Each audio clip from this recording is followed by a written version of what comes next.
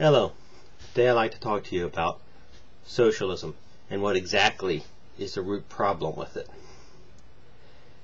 Now, socialism and communism both basically share a similar element. That's why often they're almost interchangeably used. The element that they share is that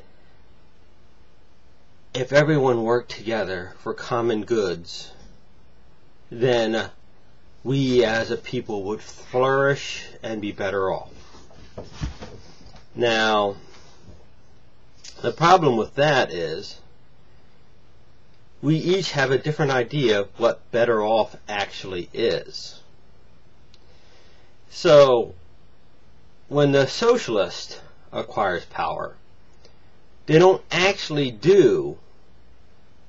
go out and seek everyone's opinion of what is better off. Well, instead, what they do is they have it already set in their mind what is better off, and then they go and implement it with or without the consent of those under their power. The socialists may have a bunch of allies that hang around behind them and supporting them in different aspects or different goals. But the socialist in general is not a representative of the whole population. Now this becomes a problem. Why?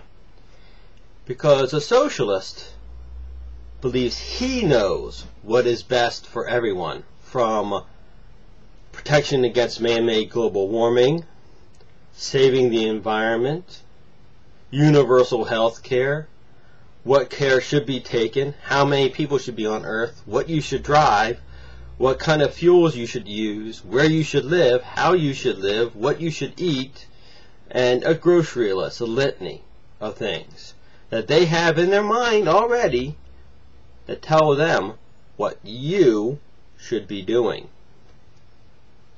Now, why is democracy the best form of government? Is it perfect? Nah. You can always have a mob form, you can have a generally panicked population, and in fact it's even possible to have an uneducated population making decisions that are inaccurate or flawed. Why is it still the best system, better than that of socialism? Because it puts the decision of what is going to be done in the government as close to the people being ruled as any current system allows. Anarchists, the problem with anarchism is that people are not inherently good creatures. We will hurt each other. That's why we need government structures to protect ourselves and from our neighbors. And to build necessary, very basic necessary needs, like some road system, or a police force, or a military force, or etc. Democracy gives you that. Now, socialists are almost entirely and almost completely elitists. What's an elitist? Elitist is someone who believes they know what's better for you than you know yourself. And they're going to take you, kicking and screaming if necessary, like Bill Maher said, to where they think the ideal world is. That is a sense of ego attached to this, that they themselves have acquired the truth, and everyone else must obey and follow through. Now, the problem with socialism is that they don't like opposition. They really aren't for democracy. Why? Because opposition gets in the way of them implementing this idealized utopic world that they believe they can build in this world. So what they do is they squash it. In the case of communism, they'll arrest you or kill you. In the case of fascism, they will arrest you and kill you. In the case of regular socialism, same deal. Now,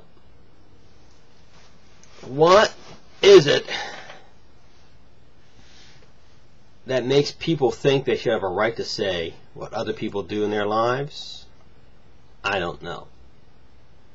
I'd much rather have less government and more individual freedom, allowing us to make the mistakes that we want to make and live the lives we want to live, than to put lots of power behind a few people who think they know better than everybody else around them. Well, There you go. Now I'm going to make a video about statism and one of the inherent problems between conservatives and statists, and why conservatives and small government people have such a hard time implementing their goals of empowering the people. Thank you very much. Have yourself a good day. God bless.